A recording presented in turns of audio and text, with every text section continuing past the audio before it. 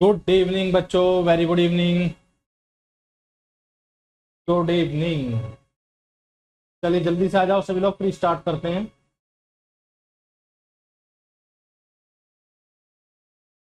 Very good evening.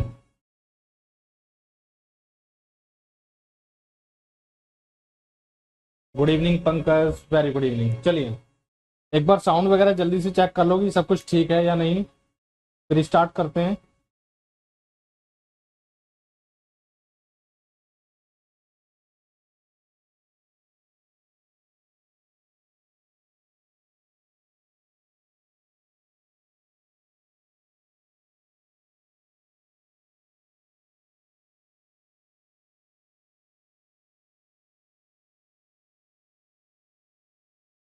ठीक है, मेरी तरफ से सब कुछ बिल्कुल ओके है। Very good evening. तो बच्चे लास्ट क्लास में हम जो टॉपिक कर रहे थे ये आपका कूलिंग टावर था, और कूलिंग टावर में बेसिक चीजें क्या होती हैं ये सारा डिस्कशन हम लोग कर चुके हैं। ठीक है, तो इसमें 2 से 3 पॉइंट आपके बचे हुए हैं, उन्हें कवर करते हैं, और इसमें जो क्वेश्चन बन सकते हैं उनका डिस्कशन हम करते हैं। और आज आपका ये चैप्टर क्या हो जाएगा, फिनिश हो जाएगा। ठीक है, चलिए तो देखते हैं एक बार कूलिंग टावर के टाइप्स वगैरह, ये सारी बातें मैं आपको पहले ही बता चुका हूं। ठीक है, आज हम जो करने वाले हैं ये हम स्टार्ट करेंगे टर्मिनोलॉजी। ठीक है, शब्दावली इसमें क्या क्या यूज होती है। तो बच्चे अगर कूलिंग टावर की हम बात करें, कूलिंग टावर में एक वर्ड यूज होता है जिसे हम बोलते हैं विंडेज या ड्रिफ्ट। ठीक है, जिसे बोला जाता है विंडेज या ड्रिफ्ट। कूलिंग टावर में एक वर्ड यूज किया जाता है जिसे हम बोलते हैं विंडेज या ड्रिफ्ट। तो बात आती है कि ये विंडेज या ड्रिफ्ट होता क्या है। तो बच्चे जैसे कि मैंने आपको बताया था कि कूलिंग टावर में जो पानी गिरता है ऊपर की तरफ से गिरता है। बेसिकली अगर हम बात करते हैं आपका, ठीक है, इंड्यूस्ड ड्राफ्ट कूलिंग टावर की हम बात करें, ठीक है, या इसमें फोर्स्ड ड्राफ्ट, मैकेनिकल ड्राफ्ट में आपका इंड्यूस्ड और फोर्स्ड था। अगर इसमें हम इंड्यूस्ड की बात करें या फोर्स्ड की बात करें तो दोनों में ही क्या होता है, फैन या ब्लोअर लगे होते हैं, ये मैं आपको बता चुका हूं। और कूलिंग टावर में जो पानी गिरता है ये ऊपर से नीचे की तरफ गिरता है और यहां से हवा आती है। तो मैंने आपको बताया था कि पानी की कुछ बूंदे, ठीक है, कुछ वाटर ड्रॉपलेट्स हवा के साथ मिलकर कूलिंग टावर से बाहर निकल जाती हैं। ठीक है, यानी कि हवा अपने साथ पानी लेकर जाती है, तो ओवरऑल जो पानी जा रहा था उसमें कुछ कमी होगी। भाई हमने जो पानी सप्लाई किया है और हवा जब अपने साथ पानी लेकर जाता है तो पानी की मात्रा में कमी होगी। इसे ही हम बोलते हैं विंडेज या ड्रिफ्ट। ठीक है, तो विंडेज या ड्रिफ्ट क्या होता है, water droplets that are carried out of the cooling tower with the exhaust air. पानी की बूंदें जो कूलिंग टावर से निकलने वाली हवा के साथ बाहर निकलती है, टावर से निकलने वाली हवा के साथ बाहर निकलती है, इसे ही हम क्या बोलते हैं, विंडेज या ड्रिफ्ट। इसे ही बोला जाता है विंडेज या ड्रिफ्ट। पानी की बूंदें जो कूलिंग टावर से निकलने वाली हवा के साथ बाहर निकलती है, इसे ही हम क्या बोलते हैं, विंडेज या ड्रिफ्ट। ठीक है, चलिए आगे देखिएगा। Drift droplets have the same concentration of impurities as the water entering the tower. ठीक है, तो बच्चे हुआ क्या कि पानी जो हवा के साथ जा रहा है उसमें भी कुछ अशुद्धियां मिली होंगी, कुछ इंप्योरिटीज मिली होंगी। ठीक है, धूल के कण है या और किसी भी तरह की अगर इसमें इंप्योरिटीज मिली हुई है, तो ये पानी जो हवा के साथ जाता है उसमें भी सेम मात्रा में यानी कि इक्वल अमाउंट में मिली हुई होती हैं। Drift droplets have the same concentration of impurities as the water entering the tower. बहाव की बूंदों में अशुद्धियों की उतनी ही संघनता होती है जितने की टावर में प्रवेश करने वाली पानी की। The drift rate is typically reduced by employing baffle like devices called drift eliminator. और मैंने आपको बताया था कि आप जब देखोगे ध्यान से, ठीक है, तो यहाँ पर एलिमिनेटर लगा होता है। ठीक है, जहां से वाटर का स्प्रे होता है इसके ठीक ऊपर एलिमिनेटर लगा हुआ है। और ये एलिमिनेटर हम बेसिकली क्यों लगाते हैं, ताकि हवा में जो पानी की मात्रा मिली हुई है इसे हम अलग कर सके, एलिमिनेट कर सकें। तो ड्रिफ्ट को अगर हमें कम करना है तो एलिमिनेटर या बेफल लाइक डिवाइसेस हमें यहाँ पर इस्तेमाल करनी होती है। ड्रिफ्ट एलिमिनेटर कहे जाने वाले बेफल जैसे उपकरणों को नियोजित करके बहाव दर को कम किया जा सकता है। ठीक है, बहाव दर यहाँ पर लिखा गया है, ये बेसिकली आपका लिखा गया है यहाँ पर ड्रिफ्ट। ठीक है, आप इसे सिंपल ड्रिफ्ट दर लिखें या ड्रिफ्ट रेट भी लिख सकते। तो सीधा क्वेश्चन एग्जामिनर आपसे ये पूछेगा कि ड्रिफ्ट क्या होती है। ठीक है, तो हवा अपने साथ पानी की जो मात्रा लेकर जाती है इसे हम क्या बोलते हैं, विंडेज या ड्रिफ्ट बोलते हैं। ठीक है, चलिए नेक्स्ट क्वेश्चन बच्चे यहां पर आता है, ड्रॉ ऑफ या ब्लो डाउन क्या होता है। ठीक है, नेक्स्ट पॉइंट हम जो पढ़ने वाले हैं ये आपका है ड्रॉ ऑफ या ब्लो डाउन को लेकर। ड्रॉ ऑफ या ब्लो डाउन क्या होता है। ठीक है, चलिए तो बच्चे जैसे कि मैंने आपको भी बताया कि जो पानी आता है, ठीक है, पानी में क्या मिली हुई होती हैं, अशुद्धियां मिली हुई होती हैं। ठीक है, और ये अशुद्धियां कुछ टाइम बाद जो आपका संप होता है जहां पर पानी जाकर इकट्ठा होता है, ठीक है, जैसे कि आप यहां पर देख सकते हो कि पानी जो है नीचे जाकर इकट्ठा हो जाएगा और ये अशुद्धियां भी नीचे जाकर इकट्ठी होती हैं। ठीक है, तो इन अशुद्धियों को क्या कर देते हैं, अलग कर देते हैं। ठीक है, इन अशुद्धियों को पानी से अलग किया जाएगा और पानी से जब इसे अलग करेंगे तो नीचे वाला पानी ही हमें इससे अलग करना पड़ता है। ठीक है, क्या मैं कह रहा हूं कि पानी ऊपर से गिरा, अब इस पानी में कुछ इंप्योरिटीज मिली,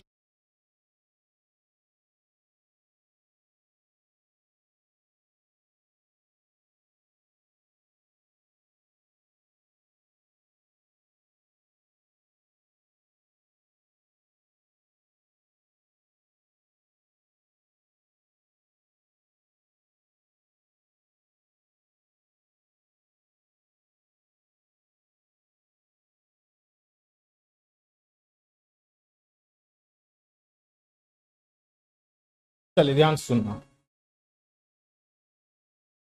मान लीजिए ये आपका कोई क्या है, बर्तन है। ठीक है, और इस बर्तन में पानी ऊपर से नीचे गिर रहा है और पानी नीचे आ गया। ठीक है, इसमें भी जो अशुद्धियां होती हैं, जो इम्प्योरिटीज होती हैं, ठीक है, ये और नीचे की तरफ आ जाएंगी। इस तरह से नीचे की तरफ क्या इम्प्योरिटीज इकट्ठी हो जाती हैं। तो हम क्या करते हैं, यहाँ से एक वाल लगा होता है, इस वाल को ओपन करेंगे तो ये नीचे वाला पानी अलग होगा। ठीक है, और ये अपने साथ जो इम्प्योरिटीज होती हैं, जो अशुद्धियां होती हैं, इन्हें अपने साथ लेकर जाएगा।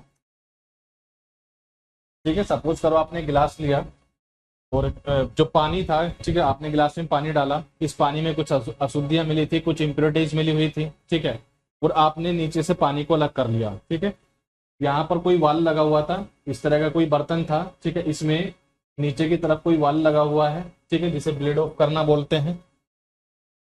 तो जो गंदा पानी है वो नीचे की तरफ आ गया, आपने वाल खोला और नीचे से गंदा पानी क्या है, बाहर निकल गया। ठीक है, तो ओवरऑल आपका ये जो पूरा सिस्टम है, ठीक है, जो पूरा सर्कुलेशन हो रहा है, इसमें पानी की तो कमी हो रही है ना। ठीक है, आपने गंदे पानी को अलग किया और गंदे पानी के अलग करने से यहाँ पर क्या हो रहा है, पानी की कमी हो रही है। जब गंदा पानी आप अलग करोगे, गंदा पानी जिसमें ज्यादा इंप्योरिटीज थी, जब आप इसे अलग करोगे, ठीक है, लेकिन अगर इस पूरे सिस्टम की हम बात करेंगे, यहाँ पर भी तो पानी कम हो रहा है ना। ठीक है, पानी कम हो रहा है, इसे ही हम बोलते हैं ब्लो डाउन। ठीक है, दो चीज हमारी हैं, एक तो है विंडेज या ड्रिफ्ट, जब हवा अपने साथ पानी को बाहर लेकर जाती है इसे हम बोलते हैं विंडेज या ड्रिफ्ट। ठीक है, जो गंदा पानी होगा नीचे की तरफ इकट्ठा हो जाता है, वाल्व खोलकर जब इसे अलग करते हैं तो यहाँ पर भी पानी की कमी होती है और इस पानी की कमी को कहा जाता है ड्रॉ ऑफ या ब्लो डाउन। ठीक है, ध्यान से देखिएगा क्या लिखा हुआ है, the portion of the circulating water flow that is removed in order to maintain the amount of total dissolved solids यानी कि TDS and other impurities at an acceptably low level. Higher TDS concentration in solution may result from greater cooling tower efficiency. However, the higher the, ठीक है, same वही कहानी लिखी हुई है। ठीक है, कहने का मतलब क्या है कि पानी जो नीचे इकट्ठा हो गया है, ठीक है, और जो इसमें सॉलिड पार्टिकल्स होंगे, जो हैवी इंप्योरिटीज होती हैं, ये भी नीचे की तरफ इकट्ठी हो जाती हैं। और जब इन अशुद्धियों को, जब इन इंप्योरिटीज को हम पानी से अलग करते हैं तो हम क्या करते हैं, सिंपली वॉल को खोल देंगे और ये गंदा पानी बाहर निकल कर चला जाता है, जिससे पानी की कमी होती है और इस पानी की कमी को ही बोला जाता है ड्रॉ ऑफ या blow down. The portion of the circulating water flow that is removed, जिसे अलग किया जाता है, in order to maintain the amount of total dissolved solids. परिसंचारी जल प्रवाह का वह भाग जो कुल घुलित ठोस, TDS और अन्य अशुद्धियों की मात्रा को स्वीकार्य रूप से निम्न स्तर पर बनाए रखने के लिए हटा दिया जाता है, जिसे हम कहते हैं ड्रॉ ऑफ या ब्लो डाउन। तो सबसे पहले हमने इसमें देखा है विंडेज या ड्रिफ्ट क्या होती है, ठीक है। हवा के साथ पानी जो बाहर चला जाता है इसे हम बोलते हैं विंडेज या ड्रिफ्ट। दूसरा हमने इसमें जाना है कि ड्रॉ ऑफ या ब्लो डाउन क्या होता है, ठीक है। पानी में जो अशुद्धियां मिली होती हैं, अशुद्धियों वाला पानी, ठीक है, नीचे की तरफ रहेगा। वॉल्व खोलकर इस पानी को बाहर निकाल देते हैं, जिसे हम बोलते हैं ड्रॉ ऑफ या ब्लो डाउन। चलिए तीसरा बच्चे यहाँ पर क्या आता है, ठीक है। अगर थर्ड हम बात करें तो तीसरा होता है मेक अप, ठीक है। तो ये मेकअप क्या है, तो बच्चे मैंने दो तरीके आपको बताए जिससे पानी की कमी हो रही है। ये आपका कोई सर्कुलेशन सिस्टम, ठीक है, मान लीजिए ये कोई आपकी साइकिल चल रही है, इस तरह से पूरी साइकिल चल रही है। लेकिन हमने इसमें पाया कि जब पानी कूलिंग टावर में जाता है तो एक तो कूलिंग टावर के ऊपर की तरफ, ठीक है, सिंपल हवा के साथ पानी बाहर निकल जाता है। एक हमने जाना कि जो संप होता है, संप में नीचे की तरफ अशुद्धियां होती है, यहां से भी हम पानी कम कर लेते हैं, ठीक है। तो यहां पर मैंने कहा कि हवा के साथ जो पानी निकलकर बाहर जाता है ये x है, ठीक है, और नीचे से जो हम पानी अलग कर लेते हैं ये y है, ठीक है। तो टोटल यहाँ पर कितने पानी की कमी हो रही है, x प्लस y पानी की कमी हो रही है, ठीक है। इस साइकिल में लगातार x प्लस y इतने लीटर पानी की कमी हो रही है, तो यह पानी हमें बाहर से साइकिल में देना पड़ेगा, जिसे ही हम बोलते हैं मेकअप, ठीक है। तो मेकअप क्या है, the water that must be added to the circulating water system in order to compensate for water losses such as evaporation, drift loss, blow down, ठीक है, blow out। इन सभी लॉसेस में जो पानी की कमी हो जाती है, इस पानी की कमी को हमें बाहर से यहां पर देना पड़ेगा, ठीक है, जिसे ही हम क्या बोलते हैं, मेकअप बोला जाता है। तो ड्रिफ्ट क्या थी, हवा अपने साथ जो पानी लेकर चली गई, इसे हमने कहा ड्रिफ्ट। ब्लो डाउन क्या था, पानी में जो अशुद्धियां मिली थी, ठीक है, वो नीचे की तरफ पानी आ जाता है, वॉल्व खोलकर इस पानी को अलग कर देते हैं, ठीक है। लेकिन अगर हम पूरी साइकिल की बात करेंगे, पूरे चक्कर की बात करेंगे, तो इसमें पानी की कमी हो रही है, ठीक है। इस पानी की कमी को पूरा करने के लिए हम वर्ड यूज करते हैं मेकअप, यानी कि बाहर से साइकिल में हमें पानी देना पड़ता है, जिसे कहा जाता है मेकअप, ठीक है। चलिए नेक्स्ट बच्चे, कभी कभी क्वेश्चन पूछा जाता है कि अप्रोच क्या होती है, एक कूलिंग टावर में अप्रोच क्या होती है। कभी कभी एग्जामिनर आपसे क्वेश्चन पूछ सकता है कि एक कूलिंग टावर में अप्रोच क्या होती है, ठीक है। चलिए तो बच्चे अगर अप्रोच की हम बात करें, अप्रोच क्या रहेगी, the approach is the difference in temperature between cold water temperature and the entering air wait bulb temperature, यानी कि WBT, ठीक है। अगर एग्जामिनर आपसे पूछता है, ठीक है, कि यहां पर हम किस तापमान तक कूलिंग कर सकते हैं, ठीक है, तो बच्चे जो गैस एंटर कर रही है, ठीक है, जो एयर, जो हवा कूलिंग टावर में एंटर कर रही होगी, उसके वेट बल्ब टेम्परेचर तक हम यहाँ पर पानी को ठंडा कर सकते हैं, ठीक है। और पानी जो ठंडा हुआ है और एयर का जो वेट बल्ब टेम्परेचर है, इन दोनों के डिफरेंस को हम क्या कहते हैं, अप्रोच कहा जाता है।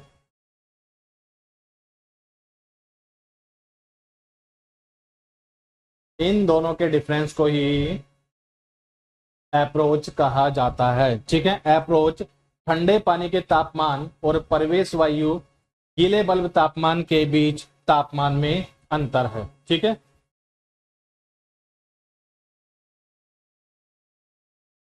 तो अगर आपसे पूछता है कि कूलिंग टावर की एफिशिएंसी किस पर डिपेंड करती है, तो एयर यानी कि हवा का जो वेट बल्ब टेम्परेचर होता है, WBT होता है, इस पर कूलिंग टावर की एफिशिएंसी डिपेंड करती है, ठीक है। वेट बल्ब टेम्परेचर और ड्राई बल्ब टेम्परेचर मैं आपको साइकोमेट्री में बता चुका हूं कि वेट बल्ब टेम्परेचर क्या होता है और ड्राई बल्ब टेम्परेचर क्या होता है। The approach is the difference in between the cold water temperature and the entering air wait bulb temperature. जो कूलिंग टावर में हवा आ रही होगी उसका एक वेट बल्ब टेम्परेचर होगा, और जो ठंडा पानी है इसका जो तापमान होता है, इन दोनों में अंतर को कहा जाता है अप्रोच, ठीक है। चलिए अप्रोच के बाद बच्चे एक टर्म आपका आता है इसमें रेंज। रेंज क्या होती है, तो बच्चे अगर रेंज की हम बात करेंगे, ठीक है, तो आपका जो गर्म पानी होता है, ठीक है, और ठंडा पानी जो होता है, गर्म पानी आपको कहाँ से मिला, कूलिंग टावर में आपने जो ऊपर से लेकर आए, ठीक है, ये जो एंटर कर रहा है ये कौन सा पानी है, आपका गर्म पानी है, ठीक है, और नीचे से जो आपका निकल रहा है ये ठंडा पानी है। तो इन दोनों के बीच तापमान में जो अंतर रहेगा इसे हम क्या कहते हैं, रेंज कहा जाता है। The range is the temperature difference between the warm water inlet and cold water exit, ठीक है, आपका जो गर्म पानी एंटर करता है, जो गर्म पानी एंटर करता है और जो ठंडा पानी बाहर निकलता है, ठीक है, यहाँ से गर्म पानी एंटर कर रहे हैं और यहाँ से ठंडा पानी बाहर निकल रहा है। तो इन दोनों पानी के बीच तापमान में जो अंतर रहेगा इसे ही हम क्या कहते हैं, रेंज कहते हैं।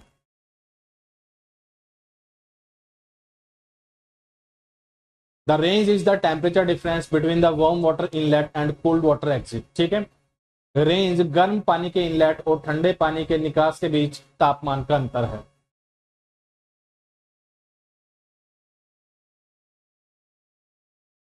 फिर कभी कभी आपसे पूछ लेता है कि फिल्स क्या होती हैं, तो ये आपको जो स्ट्रक्चर दिख रहा है इस तरह का स्ट्रक्चर, इसे ही हम क्या कहते हैं, फिल्स। और फिल्स का इस्तेमाल क्यों किया जाता है, सरफेस एरिया को इंक्रीज करने के लिए, सरफेस एरिया को सिंपली इंक्रीज करने के लिए फिल्स का इस्तेमाल किया जाता है, ठीक है। ये जो आपको स्ट्रक्चर दिख रहा है इसी तरह के स्ट्रक्चर को हम क्या बोलते हैं, इसे ही कहा जाता है फिल्स। तो fills inside the tower, fills are added to increase contact surface as well as contact time between air and water, ठीक है, to provide better heat transfer. तो ये क्या करता है कि एयर और पानी का यहाँ पर क्या होता है, कॉन्टैक्ट होता है, संपर्क होता है, ठीक है। तो जितने क्षेत्रफल में संपर्क होना है इसे बढ़ा देता है आपका फिल्स।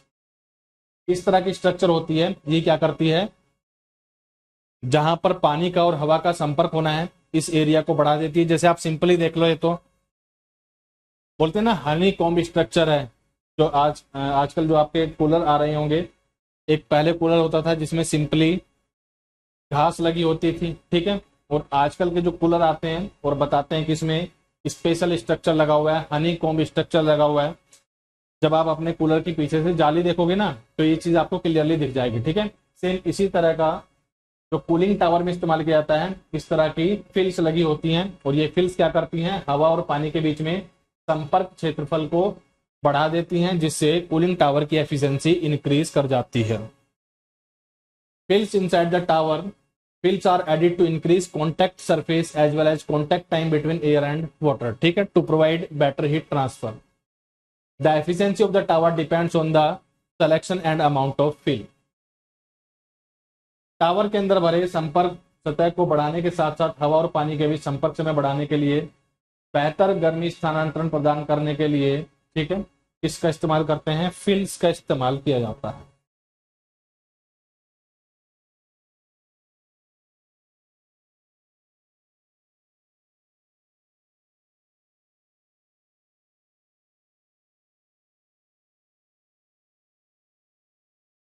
या तो सिंपल फिल्स या आपका फिल्स।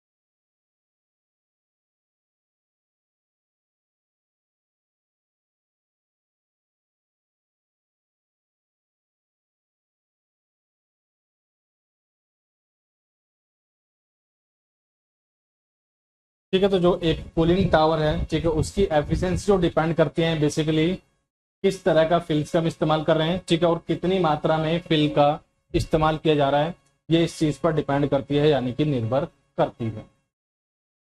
तो रेंज बेसिकली क्या हुआ, कूलिंग टावर में जो गर्म पानी आता है और कूलिंग टावर से जो ठंडा पानी बाहर निकलता है, इन दोनों के बीच में तापमान में जो अंतर होता है इसे हम कहते हैं रेंज, ठीक है। अगर हम बात करेंगे अप्रोच की, अप्रोच क्या होती है, जो आपका कोल्ड वाटर टेम्परेचर है और अंदर जो हवा आती है, ठीक है, हवा के लिए दो चीजें होती हैं, ड्राई बल्ब टेम्परेचर होता है, एक वेट बल्ब टेम्परेचर होता है, ठीक है। ड्राई बल्ब क्या होता है, वेट बल्ब क्या होता है, मैं आपको बता चुका हूं। तो इन दोनों में जो अंतर होता है इसे हम क्या कहते हैं, इसे हम कहते हैं अप्रोच, ठीक है। दूसरा, अगर एग्जामिनर आपसे पूछे कि एक कूलिंग टावर की एफिशिएंसी कौन से तापमान पर निर्भर करती है, तो कूलिंग टावर की एफिशिएंसी जो डिपेंड करती है ये वेट बल्ब टेम्परेचर यानी कि WBT पर डिपेंड करती है। फिर मैंने आपको बताया मेकअप क्या होता है। अगर हम मेकअप की बात करेंगे, ठीक है, तो होता क्या है कि एक तो हवा अपने साथ पानी को बाहर लेकर जाती है, और जो गंदा पानी होता है जिसे नीचे से हम अलग कर लेते हैं, ठीक है। तो दो तरीके से हम पानी अलग कर रहे हैं। तो पूरी साइकिल की अगर हम बात करेंगे, चक्र की हम बात करेंगे, तो यहाँ पर कुछ ना कुछ पानी की कमी हो रही है, ये पानी हमें बाहर से देना पड़ता है, और इसे ही हम कहते हैं मेकअप, ठीक है। ब्लो डाउन में आपको बता चुका हूं, जो अशुद्धियां वाला पानी होता है उसे नीचे से अलग कर लिया जाता है, इसे हम कहते हैं ब्लो डाउन। ड्रिफ्ट की अगर हम बात करेंगे, हवा के साथ जो पानी बाहर चला जाता है इसे हम कहते हैं ड्रिफ्ट, ठीक है। तो ये कुछ कुछ मेन पॉइंट्स हैं जो आपको याद रखने हैं। चलिए अब आते हैं इस पर क्वेश्चन क्या क्या बन सकते हैं, या एग्जामिनर क्या क्या इंपॉर्टेंट क्वेश्चन यहाँ से पूछ सकता है, ठीक है। चलिए, तो सबसे पहला क्वेश्चन बच्चे यहाँ पर है, कूलिंग टावर में गर्म जल का प्रवेश कहाँ से होता है। In a cooling tower, in a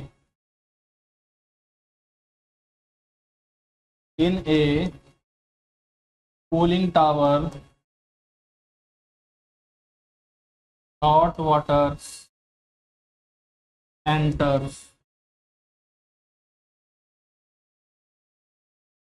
cooling tower में गर्म जल का प्रवेश कहाँ से होता है, ठीक है। तो ये आप सभी लोग अच्छे से जानते होंगे कि कूलिंग टावर में जो गर्म पानी होता है, ठीक है, इस तरह से पाइप में एंटर करेगा, और यहाँ ऊपर से इसका छिड़काव होता है।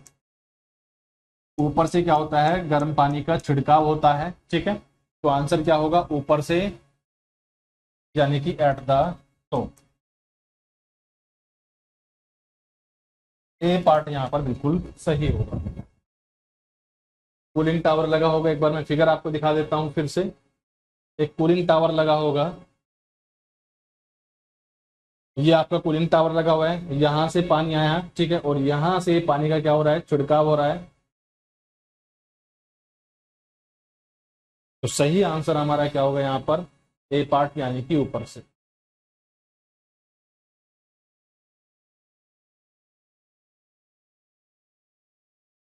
नीचे से नहीं होगा, क्योंकि नीचे से क्या करते हैं, इसे पानी को बाहर निकाला जाता है। बाकी दाएं से बाएं से इनका कोई मतलब नहीं है, क्योंकि ऐसा कुछ फिक्स नहीं है कि दाएं से ही आप पाइप लेकर आओगे। वो तो जिधर से पाइप आ रहे होंगे उधर से एंटर कर जाएगा। यहाँ पर ऊपर और नीचे से क्या मतलब है, यहाँ पर ऊपर और नीचे से मतलब है कि पानी का छिड़काव कहाँ से हो रहा है, ऊपर से हो रहा है, ठीक है। पानी गिरेगा कहाँ, नीचे गिरेगा, और फिर नीचे से क्या कर लेते हैं, इसे अलग कर लिया जाता है। एक कूलिंग टावर में पानी कहां से एंटर करता है, पानी एंटर करता है ए पार्ट यानी कि ऊपर से।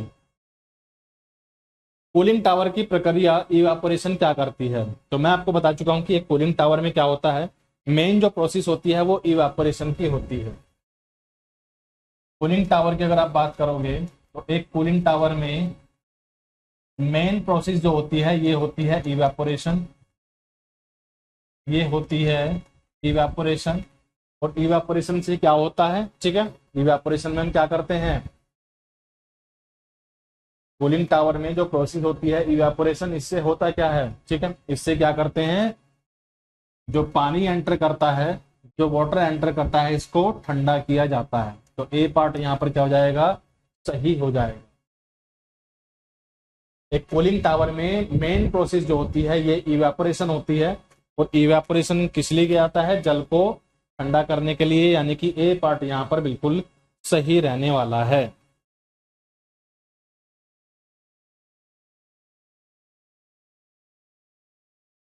चलिए आगे बढ़ते हैं फिर। जल पुनर्संचरण प्रणाली के अंतर्गत जल को ठंडा बनाए रखने की व्यवस्था क्या है,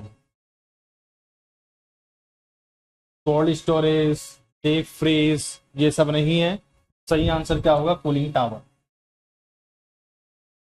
तो कंडेंसर में अगर वाटर कूल्ड कंडेंसर की हम बात करते हैं, वाटर कूल्ड कंडेंसर की हम बात करते हैं, तो वाटर कूल्ड कंडेंसर में क्या हो जाता है, पानी गर्म हो जाता है, और पानी अगर हमारा लिमिटेड अमाउंट में है, ठीक है, या पानी की कॉस्ट बहुत ज़्यादा है, नया पानी अगर हम लेकर आते हैं तो इस पानी को हमें क्या करना होता है, ठंडा करना होता है। और इस पानी को ठंडा करने के लिए हम इस्तेमाल करते हैं कूलिंग टावर का। तो सही आंसर क्या होगा, कूलिंग टावर।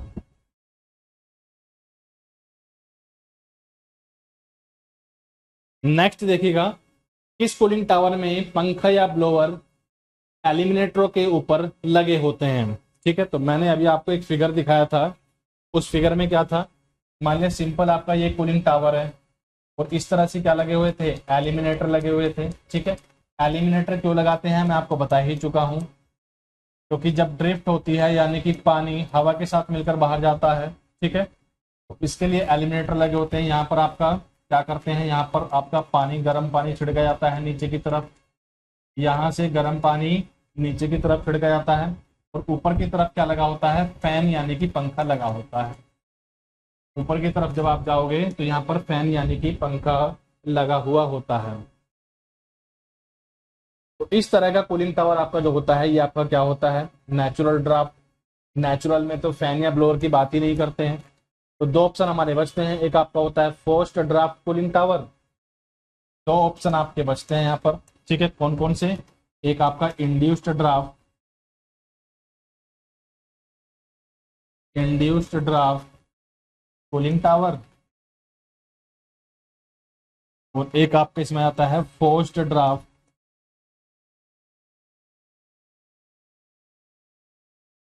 Cooling tower.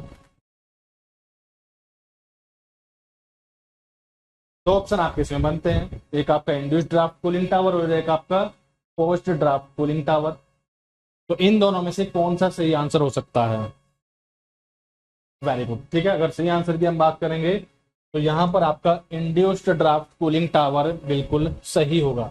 और ये मैं आपको बता चुका हूं कि कौन से कूलिंग टावर में फैन या ब्लोअर ऊपर की तरफ लगे होते हैं। तो इंड्यूस्ड ड्राफ्ट कूलिंग टावर में फैन या ब्लोअर आपके जो होते हैं ये ऊपर की तरफ लगे होते हैं, और नीचे की तरफ जिसमें फैन लगा होता है ये आपका होता है फोर्स्ड ड्राफ्ट कूलिंग टावर। इस क्वेश्चन के लिए अपना ए पार्ट बिल्कुल सही हो जाता है, induced draft cooling tower. Induced draft cooling tower, A part यहां पर बिल्कुल सही हो जाएगा।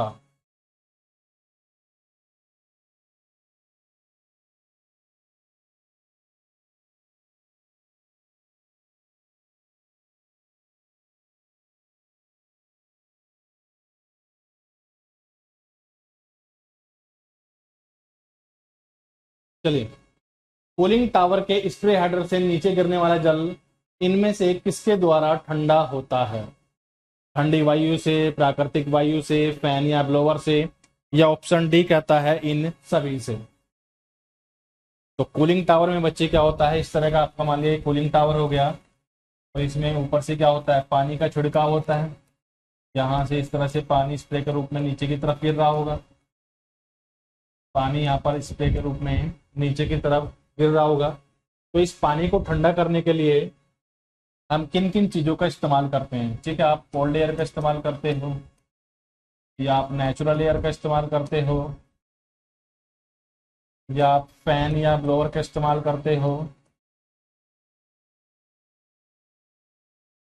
तो देखा जाए तो इन तीनों ही चीज़ों का इस्तेमाल किया जाता है, ठीक है, ठंडी हवा बोल लो, नेचुरल एयर बोल लो, फैन या ब्लोअर बोल लो, गर्म पानी को ठंडा करने के लिए इन सभी चीज़ों का इस्तेमाल किया जाता है। तो यहाँ पर आपका डी पार्ट हो जाता है बिल्कुल सही। पानी जो नीचे गिरता है कूलिंग टावर में, इसे जो ठंडा किया जाता है ये बेसिकली आपका इन तीनों ही चीज़ों से किया जाता है। तो डी पार्ट यहाँ पर इस क्वेश्चन के लिए सही रहने वाला है। चलिए आगे बढ़े फिर। खुले कूलिंग टावर का कौन सा घटक नहीं है, अगर एक ओपन कूलिंग टावर की हम बात करें, ओपन कूलिंग टावर की अगर हम बात करें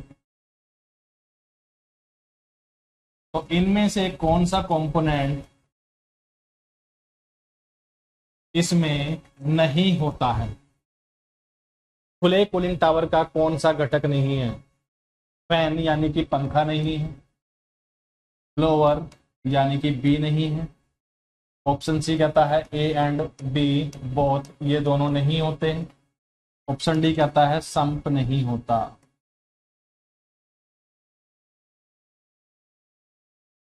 तो एक खुले कूलिंग टावर यानी कि ओपन कूलिंग टावर में इनमें से कौन सा कंपोनेंट या पार्ट नहीं होता है? कौन सा कंपोनेंट या पार्ट एक ओपन कूलिंग टावर में नहीं होता है?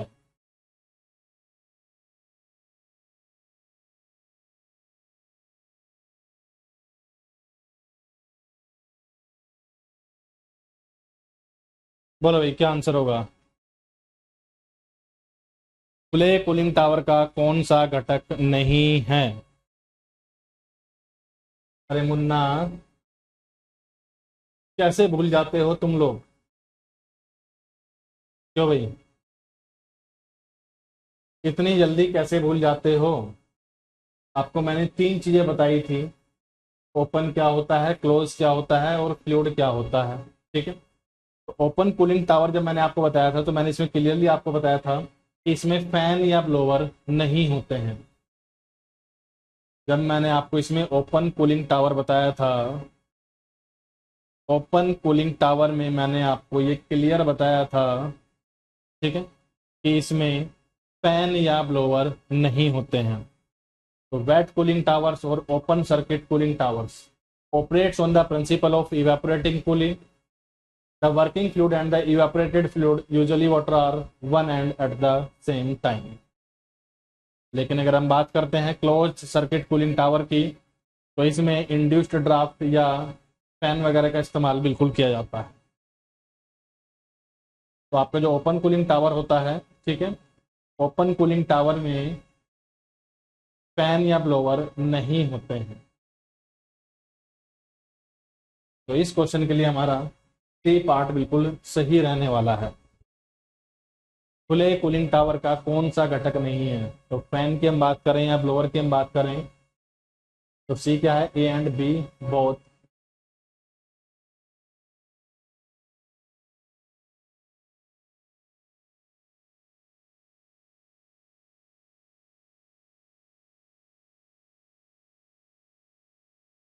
क्यों भाई, इतनी बात आपको समझ में आई है? इसमें कहीं डाउट है?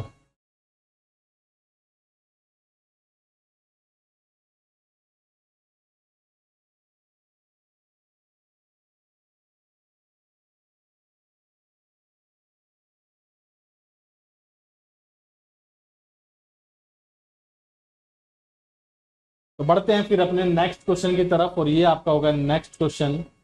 संपूर्ण रेफ्रिजरेशन प्रक्रिया किस कारण से प्रभावित होती है? कंडेंसर में गर्म जल प्रवाहित होने से, ठंडा जल प्रवाहित होने से, सी कहता है ए एंड बी बोथ, और डी कहता है none of the above.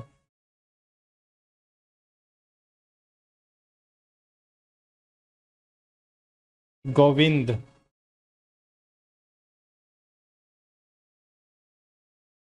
Govind आपकी ट्रेड कौन सी है पहले मुझे ये बताइएगा फर्स्ट ऑफ ऑल। सबसे पहले आप ये बताएं कि आपकी ट्रेड कौन सी है।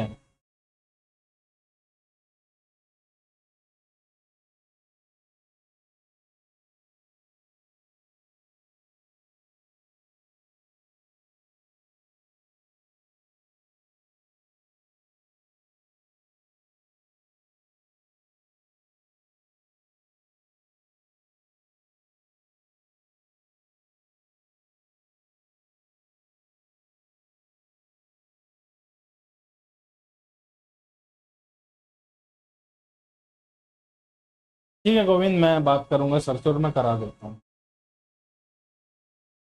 ठीक है, मैं बोलकर सर से करा दूंगा। चलिए,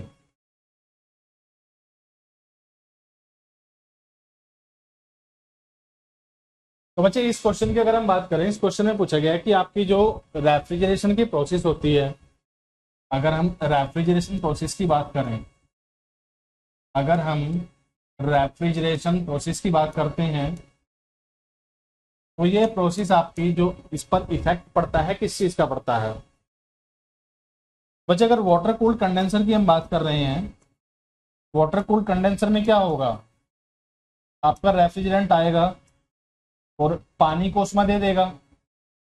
भाई कंडेंसर में बेसिकली होता क्या है, आपका जो रेफ्रिजरेंट होता है जिसका तापमान ज्यादा होता है, ये कम तापमान वाले द्रव को अपनी उसमें दे देता है। तो ट्यूब्स के अंदर मैंने कहा कि आपका रेफ्रिजरेंट है और ट्यूब्स के बाहर आपका पानी है। तो गर्म रेफ्रिजरेंट ठंडे पानी को अपनी उसमें देगा, ठीक है। लेकिन अगर मैं कहूं कि बाहर की तरफ भी जो पानी है इसका तापमान भी ज्यादा है, तो क्या हीट का ट्रांसफर हो पाएगा? क्या हीट का ट्रांसफर हो पाएगा? अगर दोनों ही चीज गर्म है, भाई एक चीज ठंडी है और एक चीज गर्म है, जिस वजह से दोनों के बीच में हीट का ट्रांसफर हो गया, ठीक है। ध्यान से सुनना इस चीज को। तो मानिए ये आपकी कूलिंग ट्यूब्स हैं, ये आपकी ट्यूब्स हैं और इन ट्यूब्स में आपका रेफ्रिजरेंट जा रहा है। और हम सभी जानते हैं कि कंप्रेसर से निकलने के बाद जो रेफ्रिजरेंट होता है इसका प्रेशर एंड टेम्परेचर ये दोनों ही क्या होते हैं, ज्यादा होते हैं।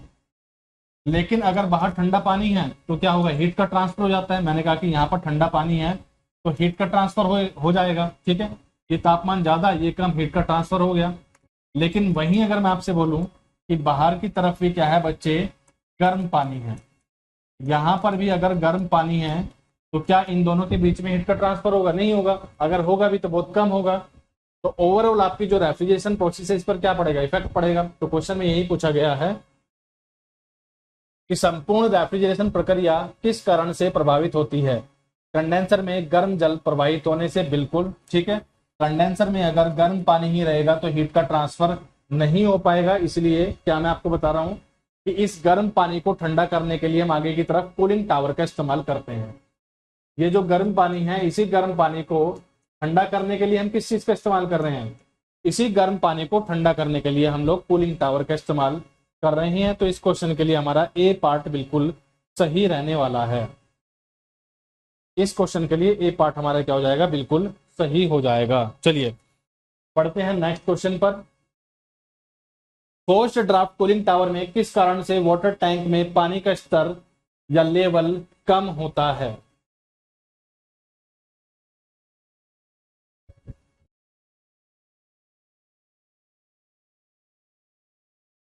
Thank you Govind. लेकिन मैं मेरी पूरी कोशिश रहती है, ठीक है, कि दोनों ही लैंग्वेज में क्वेश्चन का डिस्कशन करें, क्योंकि मैं अगर दोनों ही लैंग्वेज लिखूंगा तो उससे बच्चे टाइम बहुत ज़्यादा लग जाएगा। और आपने देखा भी होगा कि जनरली जो मैं बोलता हूँ मैं इंग्लिश में ही वर्ड को यूज़ करता हूँ, ठीक है। इसलिए मैं हिंदी लिख कर लाता हूँ, क्योंकि हिंदी में मुझे भी प्रॉब्लम होती है। बाकी फिर भी मैं पूरी कोशिश करूंगा कि दोनों लैंग्वेज को बराबर लेकर चलें। चलिए, पोस्ट ड्राफ्ट कूलिंग टावर में किस कारण से वाटर टैंक में पानी का स्तर लेवल कम होता रहता है? तो इस क्वेश्चन में आपसे पूछा गया है कि अगर एक हम पोस्ट ड्राफ्ट कूलिंग टावर की बात करते हैं, पोस्ट ड्राफ्ट कूलिंग टावर की बात करते हैं, ठीक है। तो क्वेश्चन में कहता है कि जो वाटर लेवल है, वाटर लेवल कॉन्टिन्यूसली क्या करता है, डिक्रीज कर रहा है। कॉन्टिन्यूसली क्या कर रहा है, यहाँ पर डिक्रीज कर रहा है।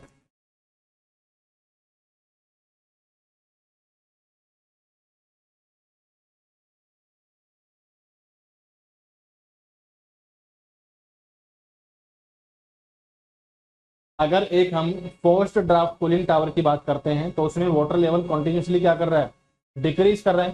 तो आपसे पूछा गया है कि उसका कोज क्या है, इसका कारण क्या है। ये जो पानी लगातार डिक्रीज कर रहा है, इसका कोज यानी कि कारण क्या रहने वाला है, ठीक है। ये इवापोरेशन की वजह से होता है, ये कंप्रेशन की वजह से होता है, ये कंडेंसेशन की वजह से होता है। ये ऑप्शन डी कहता है नन ऑफ द अबव, इनमें से कोई सा भी नहीं। ये आपका इवेपोरेशन की वजह से होता है, ये आपका कंप्रेशन की वजह से होता है, ये आपका कंडेंसेशन की वजह से होता है, ये ऑप्शन डी कहता है none of the above, none of the above, इनमें से कोई सा भी नहीं। पोस्ट ड्राफ्ट कूलिंग टावर में किस कारण से वाटर टैंक में पानी का स्तर लेवल कम होता रहता है, ठीक है। तो बच्चे इवेपोरेशन में भी क्या होगा, जब पानी का इवेपोरेशन होगा, ठीक है, जब पानी का इवेपोरेशन होगा तो पानी आपका किस में कन्वर्ट हो जाता है, भाप में कन्वर्ट होगा, और ये भाप में कन्वर्ट होने के बाद कूलिंग टावर से लगातार बाहर निकलता रहेगा, जिससे क्या हो रही है, पानी की कमी हो रही है। ठीक है, तो कंप्रेशन का पानी की कमी से कोई मतलब नहीं है, कंडेंसेशन का पानी की कमी से कोई मतलब नहीं है। इस क्वेश्चन में जो सही आंसर होने वाला है ये आपका होगा ए पार्ट, यानी कि इवेपोरेशन। ए पार्ट यानी कि इवेपोरेशन यहां पर बिल्कुल सही रहने वाला है। ए पार्ट यानी कि इवेपोरेशन यहां पर सही रहने वाला है। चलिए बढ़ते हैं नेक्स्ट क्वेश्चन की तरफ। इवेपोरेशन की गुप्त ऊष्मा की आवश्यकता कब पड़ती है? ठीक है, इस क्वेश्चन में बच्चा आपसे पूछ रहा है कि जब इवेपोरेशन की हम बात कर रहे हैं, इवेपोरेशन में लेटेंट हीट, ठीक है, इससे आप क्या समझते हो? लेटेंट हीट मैं आपको बहुत बार बता चुका हूं कि लेटेंट हीट क्या होती है। इवेपोरेशन में लेटेंट हीट वर्ड यूज करते हैं। अगर मैं आपसे बोलूं लेटेंट हीट ऑफ इवेपोरेशन से आप क्या समझते हो, या अगर मैं आपसे बोलूं latent heat of evaporation, latent heat of evaporation से आप क्या समझते हो? ठीक है, तो लेटेंट हीट वर्ड बच्चे जहां पर यूज किया जाता है, गुप्त ऊष्मा शब्द जहां पर यूज किया जाता है, ठीक है, लेटेंट हीट को ही हम बोलते हैं गुप्त ऊष्मा। लेटेंट हीट को ही बोला जाता है गुप्त ऊष्मा। तो जहां पर हम लेटेंट हीट यानी कि गुप्त ऊष्मा वर्ड यूज करते हैं, तो वहां पर फेज चेंज यानी कि अवस्था परिवर्तन की हम बात करते हैं। फेज चेंज यानी कि अवस्था में परिवर्तन की बात की जाती है। ठीक है, तो अवस्था परिवर्तन हेतु यानी कि फेज चेंज। फेज चेंज यहाँ पर किस तरह से हो रहा है, इवेपोरेशन की बात हो रही है। तो पानी जो है अगर ये लिक्विड है, अगर ये द्रव है, तो पानी आपका वेपर में यानी कि भाप में कन्वर्ट हो जाता है, जिसे हम बोलते हैं फेज चेंज। तो इस क्वेश्चन के लिए आपका ए पार्ट बिल्कुल सही रहने वाला है। इवेपोरेशन की गुप्त ऊष्मा की आवश्यकता कब पड़ती है? अवस्था परिवर्तन हेतु, यानी कि अगर हम फेज चेंज की बात कर रहे हैं, पानी आपका लिक्विड से वेपर में जा रहा है, तो ए पार्ट यहां पर सही रहने वाला है। चलिए बढ़ते हैं नेक्स्ट क्वेश्चन की तरफ। एक प्राकृतिक ड्राफ्ट कूलिंग टावर स्थापित किया जाता है। तो इस क्वेश्चन में पूछा गया है कि अगर हमें एक नेचुरल ड्राफ्ट कूलिंग टावर लगाना है, अगर आपको एक नेचुरल ड्राफ्ट कूलिंग टावर लगाना है, तो आप कहां पर लगा पाओगे? नेचुरल ड्राफ्ट कूलिंग टावर की अगर हम बात करें, यहाँ इसके अंदर जो एयर का सर्कुलेशन होगा ये नेचुरली होता है, प्राकृतिक रूप से होता है। ठीक है, फैन या ब्लोअर, आपके पंखे वगैरह इसमें नहीं लगे होते हैं। तो अगर एरिया बहुत ज्यादा डेंस है, यानी कि इसके आसपास और भी बहुत सारी चीजें हैं, तो क्या हवा का सर्कुलेशन प्राकृतिक रूप से अच्छे से हो पाएगा? नहीं हो पाएगा। ठीक है, तो हम इन्हें जो जनरली लगाते हैं खुले स्थानों पर लगाते हैं, जिससे इनके अंदर आसानी से हवा का सर्कुलेशन हो पाए। तो सी पार्ट यहां पर सही रहने वाला है, खुली जगह पर एक प्राकृतिक ड्राफ्ट कूलिंग टावर स्थापित किया जा सकता है। तो सी पार्ट यहां पर सही रहेगा, खुली जगह पर। खुली जगह पर ये जनरली लगाए जाते हैं। चलिए बढ़ते हैं अगले क्वेश्चन की तरफ, और ये होगा आपका आज का नेक्स्ट क्वेश्चन। एक कूलिंग टावर की प्रभावशीलता निर्भर करती है। तो एक कूलिंग टावर जो अच्छा होगा, ठीक है, ये कब हो सकता है? जब मैं बोलूं कि कूलिंग टावर की एफिशिएंसी, ठीक है, या इफेक्टिवनेस, ये किन चीजों पर डिपेंड करती है? एक कूलिंग टावर की प्रभावशीलता निर्भर करती है हवा के ड्राई बल्ब टेम्परेचर पर, हवा के वेट बल्ब टेम्परेचर पर। ठीक है, और बी पार्ट हमारा बिल्कुल सही रहेगा। तो ये डिपेंड जो करती है ये WBT यानी कि वेट बल्ब टेम्परेचर पर करती है।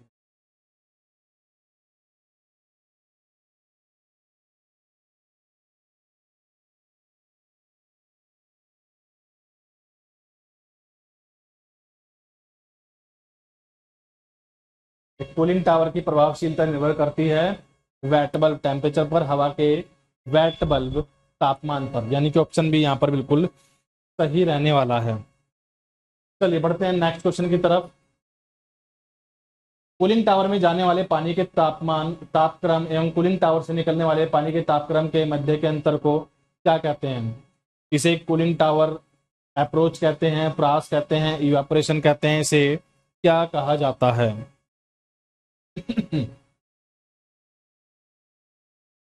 इसे कूलिंग अप्रोच कहते हैं, कूलिंग अप्रोच कहा जाता है, या इसे कूलिंग टावर रेंज कहा जाता है, या सी कहता है इसे इवेपोरेशन कहते हैं, या डी कहता है नन ऑफ द अबव।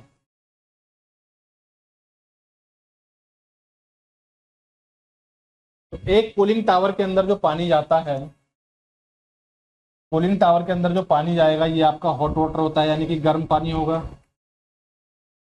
ये वाटर इन है। बाहर जो निकलता है यानी कि एग्जिट पर जो होता है ये आपका कोल्ड वाटर होगा।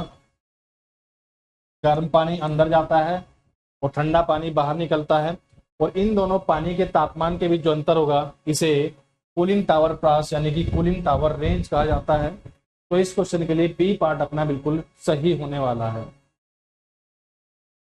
कूलिंग टावर में जाने वाले पानी के तापक्रम एवं कूलिंग टावर से निकलने वाले पानी के तापक्रम के मध्य के अंतर को क्या कहते हैं? इसे हम कूलिंग टावर रेंज कहते हैं, यानी कि बी पार्ट यहाँ पर बिल्कुल सही रहेगा।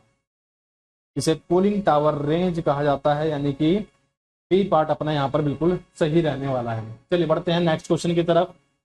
कूलिंग उत्पन्न होती है, ठीक है,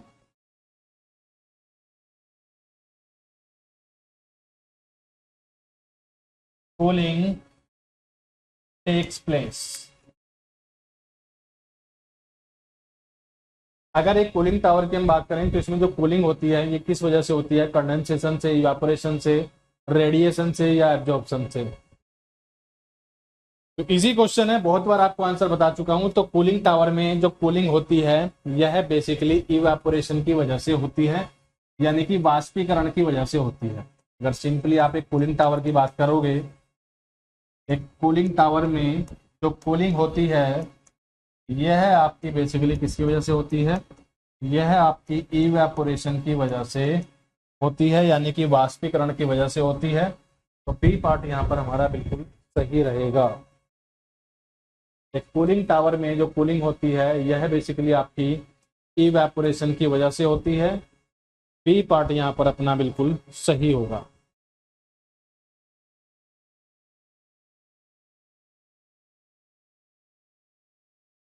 चलिए नेक्स्ट क्वेश्चन आपका डेटा वाला क्वेश्चन है जो आपको सीधा याद रखना है और काफी इंपॉर्टेंट भी है क्योंकि पेपर में बहुत बार पूछा भी गया है। तो बच्चे कूलिंग टावर में मैंने आपको ड्रिफ्ट आज बताई।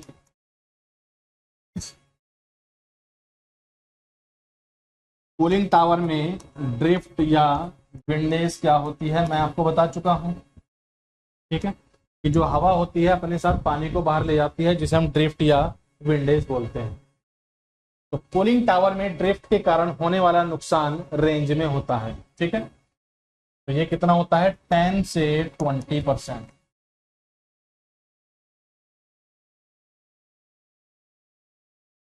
10 से 20%। बी पार्ट यहाँ पर इसका बिल्कुल सही रहने वाला है। कूलिंग टावर में ड्रिफ्ट के कारण होने वाला नुकसान रेंज में होता है 10 to 20%। चलिए बढ़ते हैं नेक्स्ट क्वेश्चन की तरफ। तो bleed off is the process which is used to minimise the scale formation.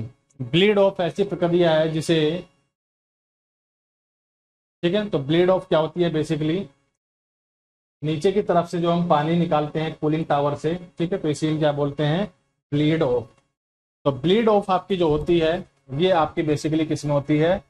Bleed of आपकी कूलिंग टावर में होती है।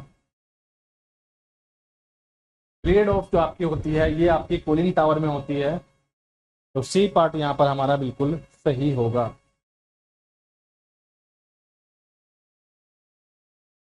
ब्लीड ऑफ आपकी होती है कूलिंग टावर वाटर में, तो सी पार्ट यहाँ पर बिल्कुल सही रहने वाला है। चलिए बढ़ते हैं नेक्स्ट क्वेश्चन की तरफ। The minimum temperature to which water can be cooled in a cooling tower. ठीक है, ये भी मैं आपको बता चुका हूं कि किस कम से कम तापमान तक कूलिंग टावर में पानी को ठंडा किया जा सकता है। ये आपका होता है हवा का वेट बल्ब टेम्परेचर, यानी कि बी पार्ट इसके लिए बिल्कुल सही होगा।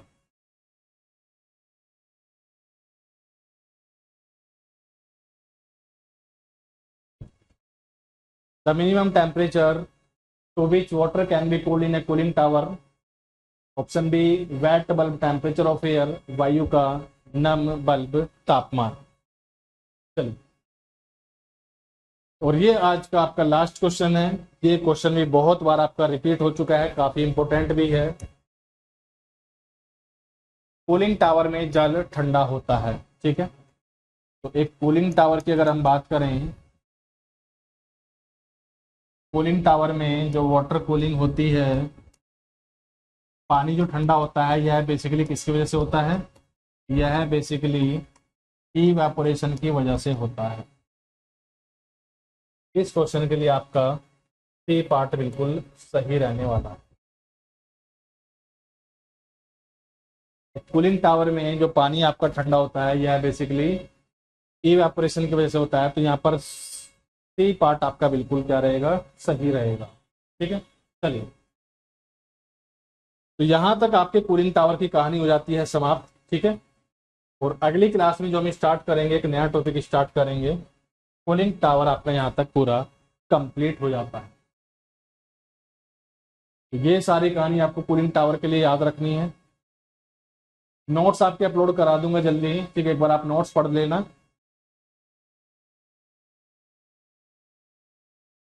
चलिए ठीक है, वेरी गुड।